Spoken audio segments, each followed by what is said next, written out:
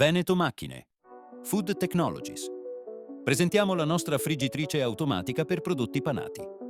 L'impianto è capace di gestire prodotti diversi e di adattarsi alla produzione in modo automatico. In questo video visioniamo in dettaglio la frittura in continuo di crocchè di patate. Il ciclo produttivo viene avviato dall'operatore, ma è gestito in automatico dal software della friggitrice. L'operatore carica le crocchè sul nastro di alimentazione. Questo non è un semplice trasportatore, ma un sistema capace di raccogliere ed accumulare il pan grattato in eccesso, così da mantenere l'olio più pulito. Inoltre, il nastro è progettato per accompagnare delicatamente le crocchè verso l'ingresso della friggitrice, evitando schizzi e salti troppo bruschi al fine di preservare i prodotti.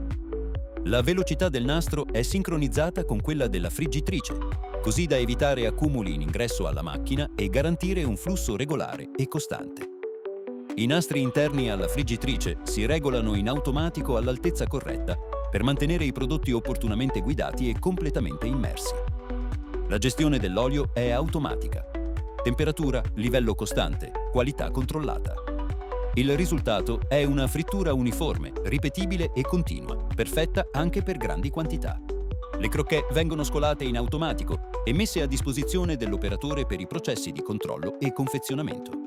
L'impianto permette di salvare numerose ricette e può essere connesso ai sistemi informatici dell'azienda, così il personale addetto alla produzione non deve preoccuparsi di nulla. Tutto è gestito dal software della macchina. Se il video ti è piaciuto, lascia un like e iscriviti al canale per rimanere aggiornato sulle prossime realizzazioni di Veneto Macchine.